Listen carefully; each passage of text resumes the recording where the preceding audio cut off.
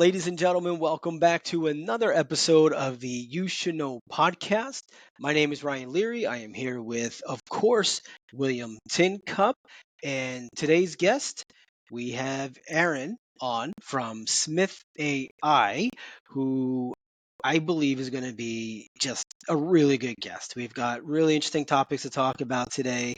We're going to talk about FOBO, which William, you introduced me to a couple weeks ago, the fear of being obsolete, It's a real which fear, I'm turns not out. sure I have a fear of being obsolete. Who would want to get rid of me? I mean, look at me. If you're watching me, look at this face. It's No, gorgeous. I No, understand. I I'm understand. kidding. Aaron, nice to have you here. Nice to have you on with the audience. Why don't you kick us off, introduce yourself, and give the audience a little taste about who you are, and then we'll get this Yeah. thing rolling. Yeah, awesome. Thank you so much. Excited to be here. And let me talk a little bit about myself, how I ended He up in started this off with a lot. Did you hear that? yeah, Uh-huh. AI, all this stuff. I think it's gonna be so cool. So Yeah. yeah, I was an engineer by training. Yep. I joined the Google back in like 2004 as one of the first Wow. That's early. engineer on building Google Video from the ground up. And so I work on a lot of search, Wow. advertising, storage, networking, and 2006, Google acquired YouTube. I joined the YouTube team. I built up their monetization. I work on the machine learning, the framework on how to target the customers. Like these are the videos that you would like to see, right? Because you saw the other videos, or these are the Right. things and It's topics like that you the may be interested. recommendation engine A behind little that. bit of recommendation engine, and I think Yeah. Netflix did some of these like kind of movie recommendation as well. Oh, that's Kind of the cool. early stage of the AI, like back in the days, we call it machine learning. We call Right. it like user recommendation system. Mhm. And I left in 2008, because like Google went from 2,000 people when I joined to 20,000 people when I left. So it was like It's a different Nuts. company. amazing growth. Like, I mean, really, really great. And then I said, well, I mean, like I learned something from Google and very entrepreneurial, and started my first company called Red Beacon, which is a marketplace to connect the homeowners with the professionals, right? Basically, it's like you go to the platform, you say, hey, I need someone to help me fix this. And Right. we basically like blast out the best signal and say, hey, we have a customer who are interested in this kind of project. If you're interested, like put in your proposal, and then we'll connect you guys, right? It's a much better way. Like that was back in 2008. It's really democratized, like the Right. two-sided marketplaces. And we, the funny thing is when we started the company, that was the financial crisis in 2008. And all the VC firms is like, hey, there's no money. We're not going to write any checks to any companies. And it turns out it was a blessing, because we were heads down building the company. By the time Right. we launched in 2009, there were no competitors because no one got funded in the past year. Right. And we took the top price at TechCrunch, and we launched nationwide. We closed our the first round of financing from Mayfield and Ramrock. Yeah. And we just went nationwide. And within a couple of years, like Home Depot saw that and say, wait a minute, this is really cool, because Home Depot has the brand. They have over 2,000 stores in US. They have both sides of the marketplace. They walk into the store, right? Just in different aisles. Like they got the supply side, they got the demand side. They said, like, we want this, because one of the things that they worry about is like Amazon is gonna eat their lunch. Yes. And So so they need to Toys R Us ignored, Home Depot saw. exactly. Right. Exactly. It was Can't like, buy how can we plywood get through people? Amazon. Yeah. I mean, you got to think about that. Yeah. And it's like, why don't we do that? Why don't we build the products and the services Yeah, so that when that's people smart. go into the store, and I think the millennial and some of the Gen Z, they say, I have no time, right? I don't want to build my own deck or my porch or my bookshelf, and that was gone in the days. Like back then, you guys probably remember, you will go to the Home Depot every weekend, you do some kind Oh of yeah. like Back then, projects. I still do. Yeah. I Yeah. still do. 5 Nowadays, times nobody for the does. same I thing. don't. I'm Well, more of a millennial in this regard. So I I kind of don't have. feel like I don't own a garage. I don't have a garage in No, my that's house right. That's right. Yeah. because I don't want any tools. So I don't want to have any tools, but I don't want to have any responsibilities. I Yeah. feel think like so. this is coming full circle. So you go to Home Depot, you go 20 times a weekend to finish a project Oh, while you're 100%. watching the video and the recommended videos on YouTube that you You created. had a hand in all of Yeah. Yeah. that. You just And then we would say, like, wait a minute, I just need someone that I can trust and do the work. I pick up Yeah, the material, pick up the countertop or cabinets. And would it be nice if I yes, can do that right yeah, there? And I can trust Home Depot because they have the brand, they have the guarantee, they have all these stuff. So that become part of the very natural ecosystem for Home yep. Depot to build, like go Did y'all from do a product to partnership services. did y'all do, Aaron, did y'all do a partnership at first? Or No, what, did they actually, rush, they they go straight actually to acquisition? restrict to acquisition because they see that as a huge opportunity. I Very think by the smart, time I left in very smart. 2015, I stay on for a few years, like Right, really build out the program. If you go to Mhm. any of the Home Depot store today, you will see my work there. And it was a multi-billion-dollar business because yeah, it just makes sense. Like, right. I mean, on every level. Yeah. And Mayfield loves you, is what I just heard. Yeah. yeah, and because of that, I got to work with the pros almost on a daily basis. I hear the pain points. They always say, look, I wish Home Depot can answer their calls because I'm just too busy. I'm Right. always driving on the road at the project, up at the roof, down at the like whatever cross space that they're in and doing the projects. I have no time. And when they miss the call, the They missed the opportunity business. is Yeah, huge, right? It could be Yeah. someone calling in, wanted to do a kitchen remodeling for $10,000. And just because you couldn't catch the customer at right. that moment, they You missed lost it. that deal. And that was like kind of motivating me on starting the company. That was back in 2015. And that was really exciting because actually in the beginning, we thought AI is gonna be a lot faster. And Right, interestingly, 2015 was also the same year that OpenAI started. right. Like everyone thought, oh, the technology, we're all optimists, we're all technologists. We thought, oh, it just take a few years. And I want to be there when boy, it took what, 6, 7 years Oh, yeah, for us to get to the first ChatGPT. And a year later, we have GPT-4, we have the Turbo, we have all these stuff.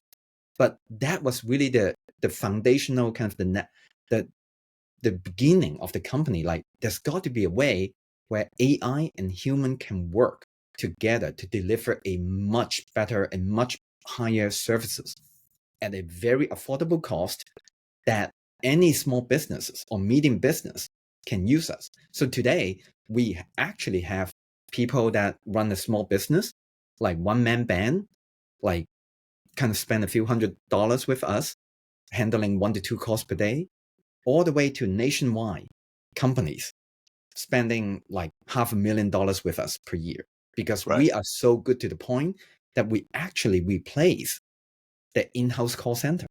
right, Like we are 24/7, we're omni-channel, we deploy AI with our agents. So we get that kind of like emotional handling plus the accuracy. Because if you think about all this business, they all have their own business logic. They have own kind right. of like way of running the business. Some people like to handle customers within 10 miles because they don't like to drive. Some people say, you know what? I'm hungry. I want to grow. I will be happy to drive for an hour if that means it's a bigger job. So every business is a little bit unique and different.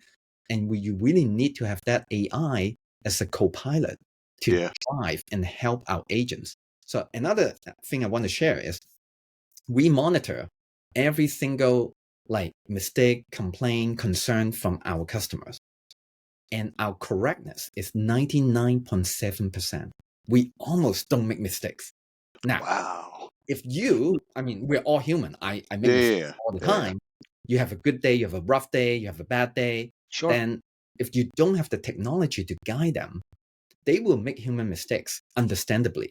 But if 100%. you have the technology combined with the human, which is a very friendly voice, then you can do a much better way that save them the money, save them the time, and have a much better services.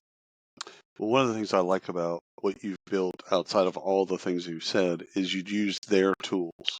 Yeah. So as a business owner, you've got some type of tech stack of Mhm. things that you use, And the fact that you don't make make your customers go to a unique place, go to Smith.ai, and then go learn about and log in and do this, that, and the other. It's like, no, if their stack is Zapier and ActiveCampaign and Salesforce, great.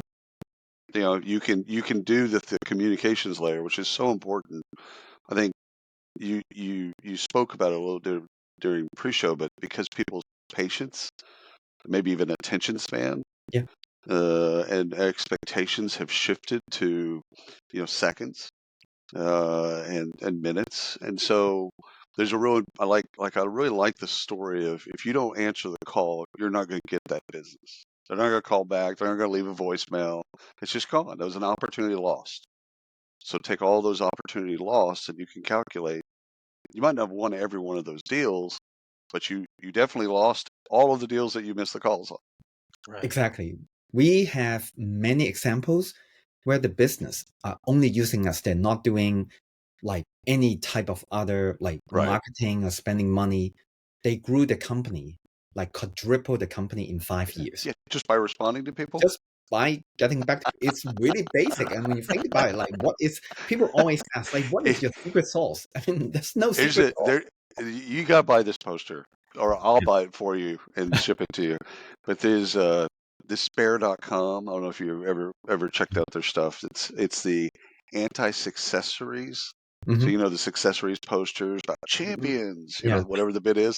They've got one of them at despair.com where it's a phone, it's an old-fashioned phone with cobwebs, and it says, "Customers, if we stop answering, maybe they'll stop calling." That's perfect for your wall. That is Dude, absolutely. that is such a great. You've got to get it. They've got coffee cups and all that other stuff, but Wow. Yes, it I would fit love it fits you, because Yeah. the whole bit is, if you answer again, if someone has been responded to, it's not even if someone's need has been met about the responsiveness. I have a question about this, and can you respond in whatever way that they want, meeting them wherever they are, maybe it's Twitter or whatever, wherever they are, and respond to them. That that already starts that relationship off on the right foot. Mhm. Yeah. So, Aaron, let's talk about FOBO. Okay, so we talked about FOBO, fear of being obsolete. When I say the word FOBO, what goes through your mind? What do you think? I think that is a general, like, kind of like feelings when something Yeah. new that comes, that people say, whoa, am I going to be irrelevant? Am I going to Right. be obsolete? Am I going to be like losing my job and losing my values? I think that is what people mostly afraid of. And I would always go back to say, we always kind of overestimate what technology can do in the short term and underestimate what they can do in the long term. I think that was what Bill Gates said. Yeah. I think if you look at the near term, right, or mid to near term, AI is incredible, right? The technology and the way that they can do it. Right. But if you look at on the accuracy, if you look at the latency, you look at like sometimes they just make things up. It's very dangerous. Or They spell the word burrito. can't spell the word burrito. And so, I mean, like, yes, it can help us to do some of the mundane tasks, Right. Yeah. but you always need some kind of like combination between the human and the AI. So we have seen, by the way, I keep track of the technologies. As I said, I'm engineer by training. I love the new tech. I look at all these startups that come up with the demos and say, hey, we can do this voice AI. Yeah. And I always like try to do it and try to like kind of giving them a little bit of hard time. They in the first few sentences, they sound very nice and like they can say things that are good. After a while, they lose the context. They just 100%. they drift away. Yeah. And I Because mean, they can't handle sarcasm. they They can't cannot. handle cursing. They can't Yeah. handle all those types of things, and they can't handle anything dark humor.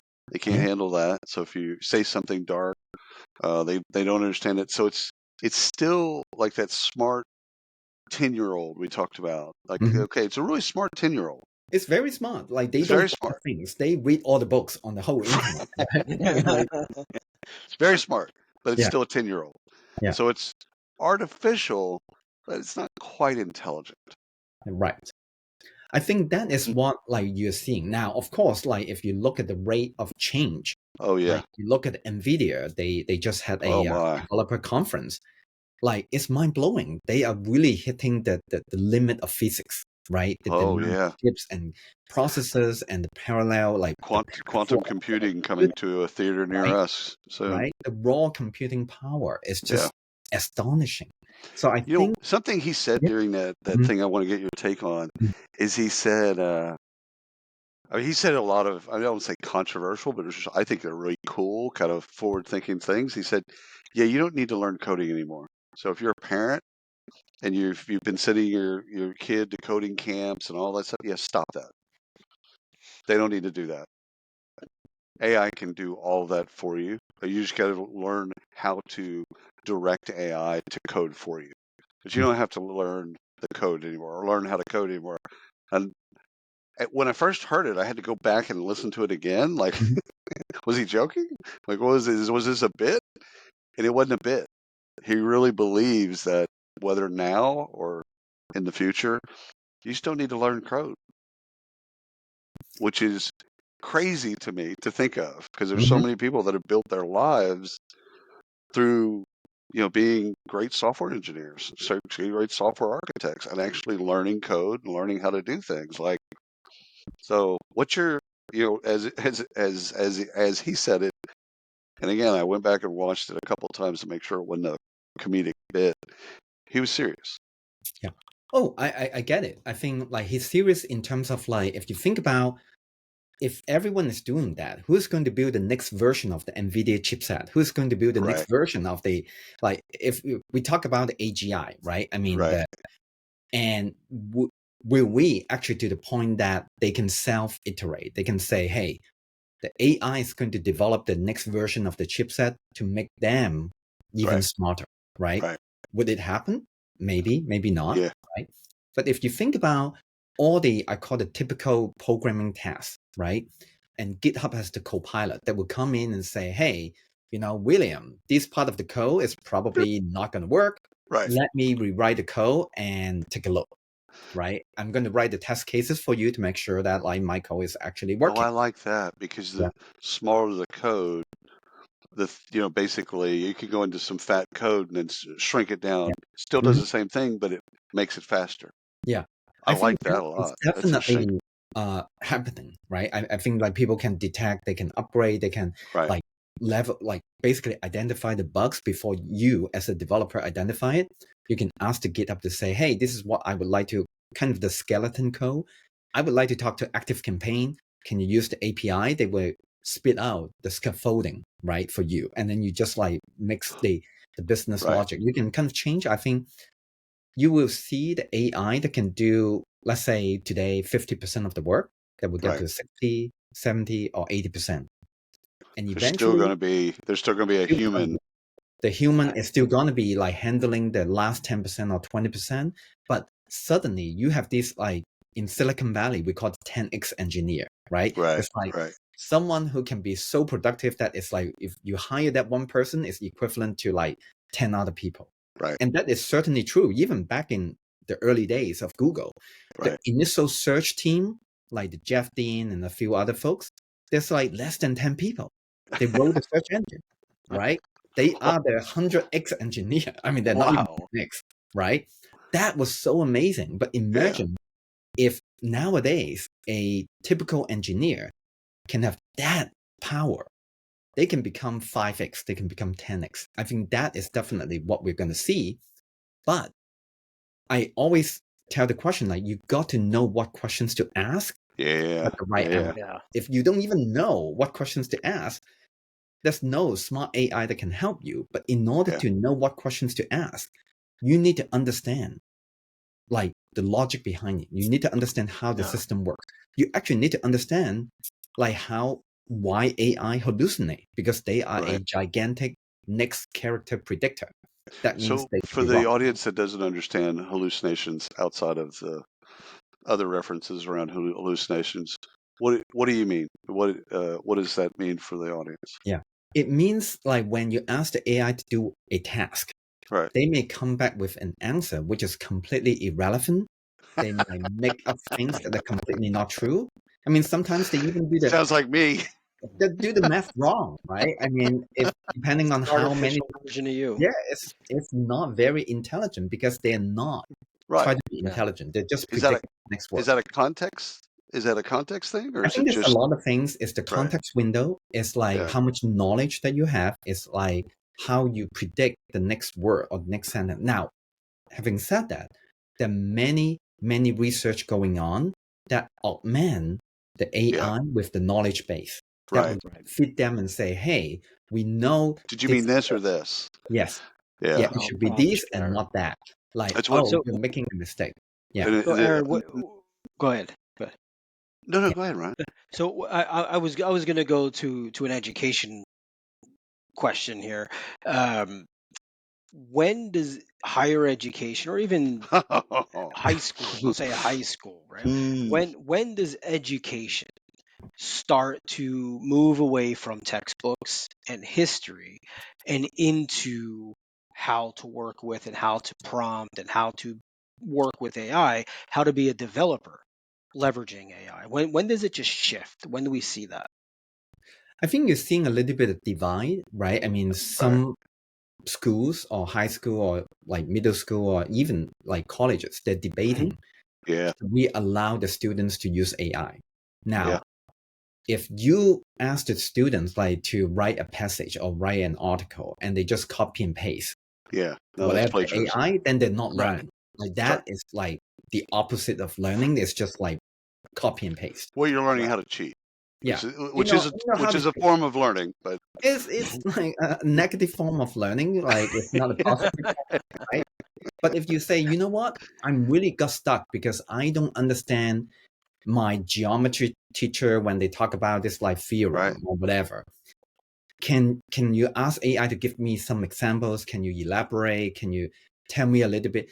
I think that would be super helpful. So again, it really depends on how you leverage the system, but Right. always remember the AI may be wrong. So you need to Yeah. fact check it. You need to make sure that, oh, is that what the formula is? Now, most of the times they are right.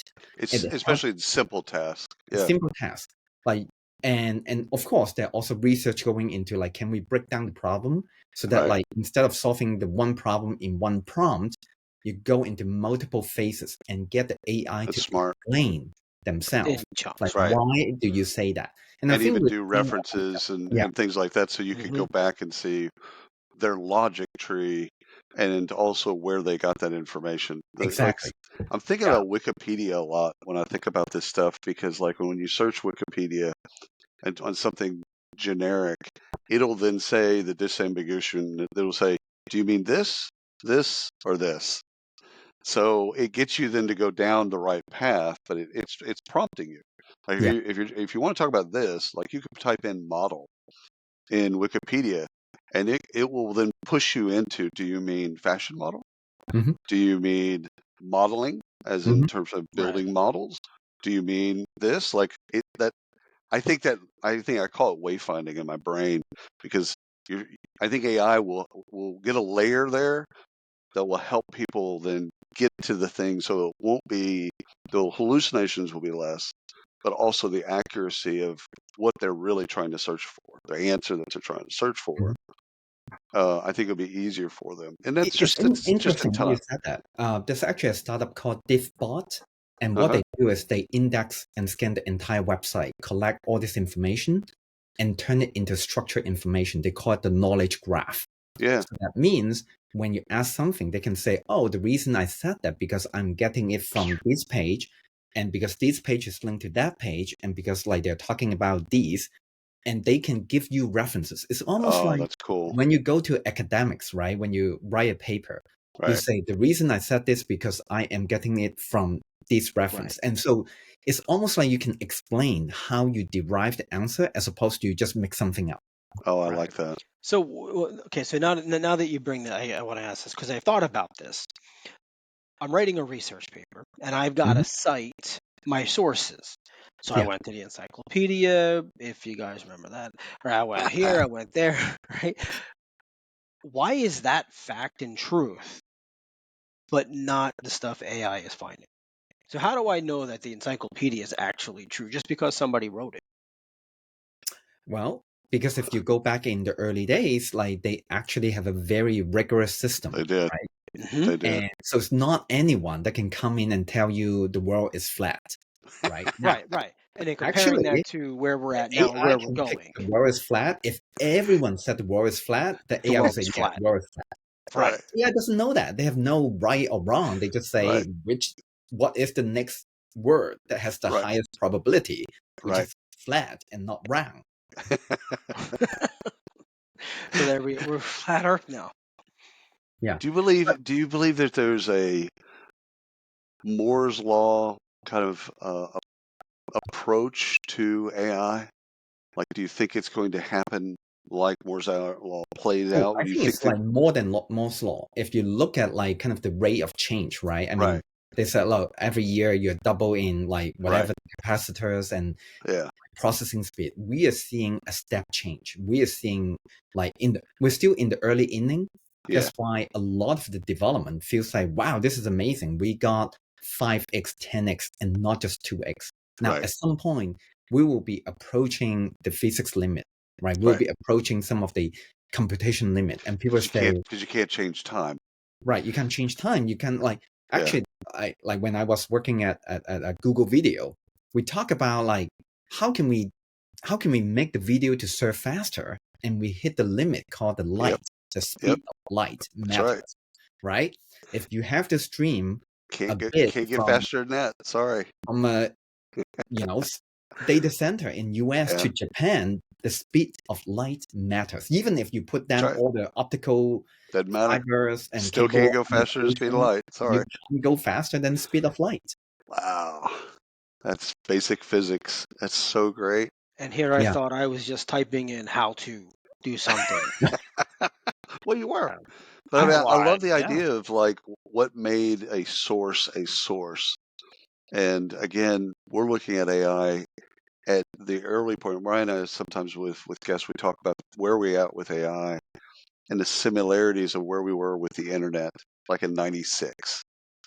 You know, was it people were on the internet, or at least a form of the internet, and there was all this stuff of hype of what the internet would or wouldn't do, and it seems the hype with AI is still, at least in our market, in our industry, which deals with work, the hype is still way outpaced kind of the reality.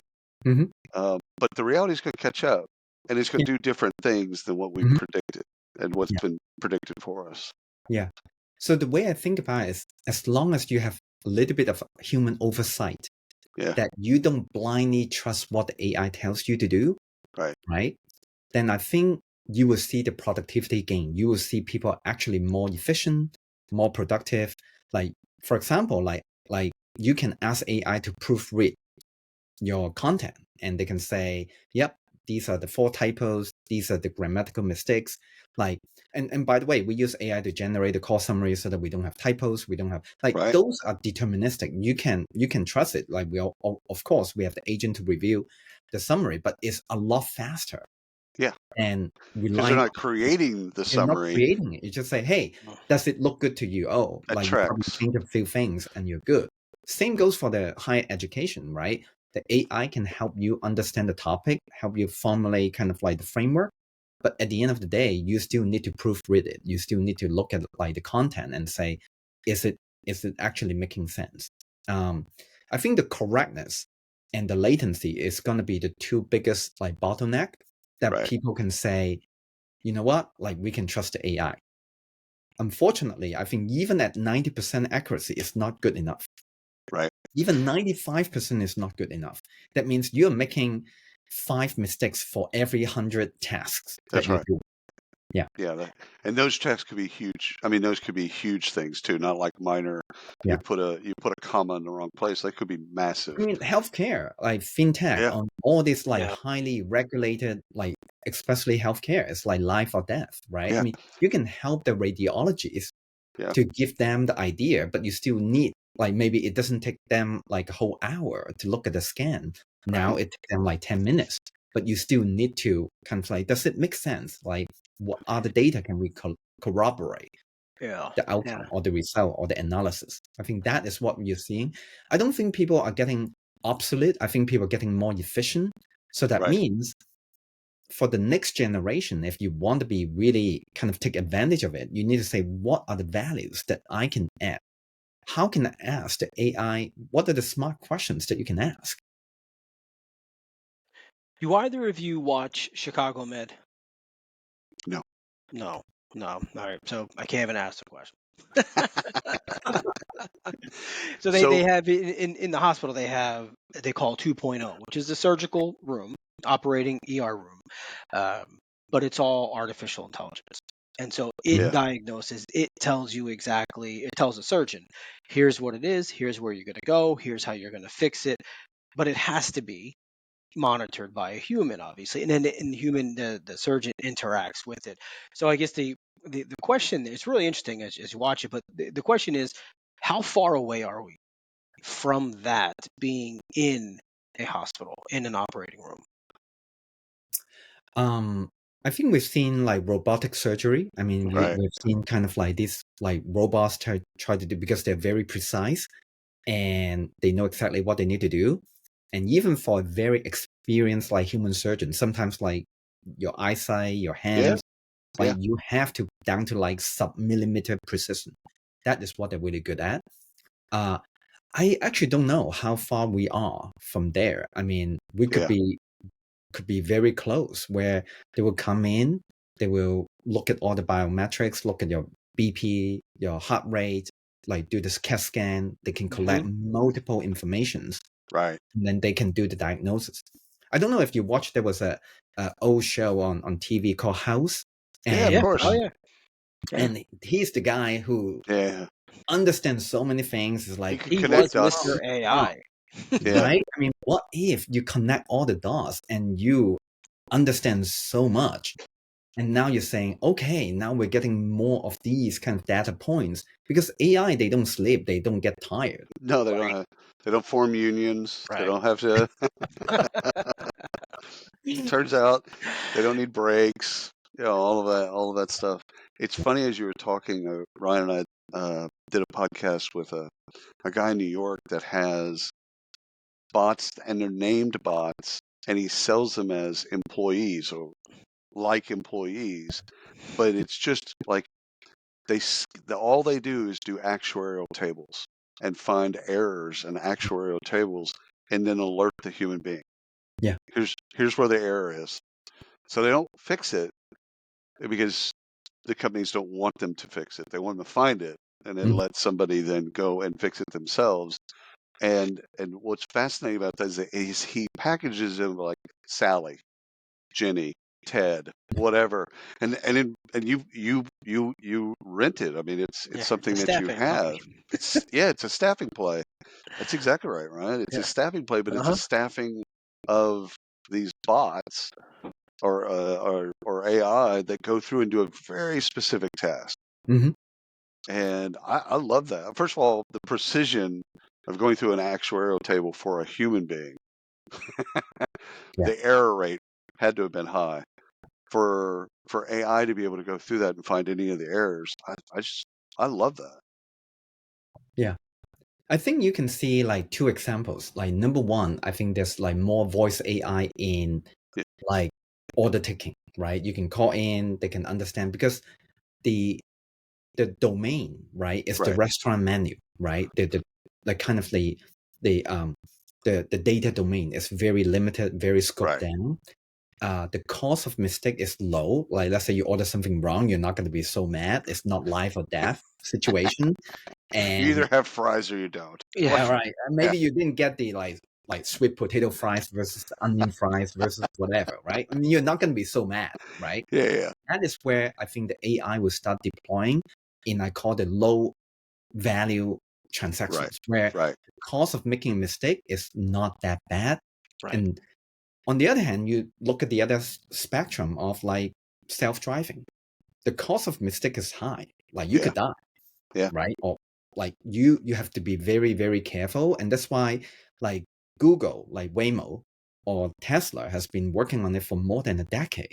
Oh yeah. And it's still not quite there because it is very, very challenging. I did a self-driving car in Vegas. It was through Lyft. So Yeah. I knew all the HR related people at Lyft, been at a conference. So they gave me a different type of account. And I was in Vegas and it asked me, would you like to ride in a self-driving car? I'm like, yeah, connect your Spotify account. It made me do a couple other things. Picked me up at the airport, and it was a 7 Series, BMW 7 Series, and there was nothing on the dash. Yeah. But they had an LED sign that said, "Hi, William, how you doing? What playlist would you like to play?" And I'm like, I just told them what the playlist is, voice activated. And they're like, all right, cool, randomized. And it drove me to the Bellagio. Wow. And so the entire time I was in Vegas for that trip, it drove me around. Yeah. And it was a trip because I'm in the back seat, like a ride share, right? I'm in the back seat, and there's nothing up front. There's no It's kind of pedals. trippy. Yeah. Yeah, yeah. I really A little like scary. these. I really like the Spotify thing. That was my favorite. I'm skip. All right, yeah, play that louder. I didn't care, but it was going through red lights. I'm not going through red lights. It would come to a red light. It would stop. It would wait till it turns green, wait like a second or two, and then it would go. And like, it was a trip. Yeah.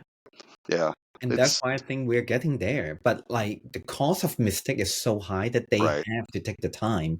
That's right. Act the There's no technology. shortcuts there. Yeah, there's no shortcuts there. Yeah. I like that you've bifurcated things that have that things that would have a tremendous impact on one's life versus things that you'd be inconvenienced if you didn't get those sweet potato fries, but it's not life threatening. Yeah.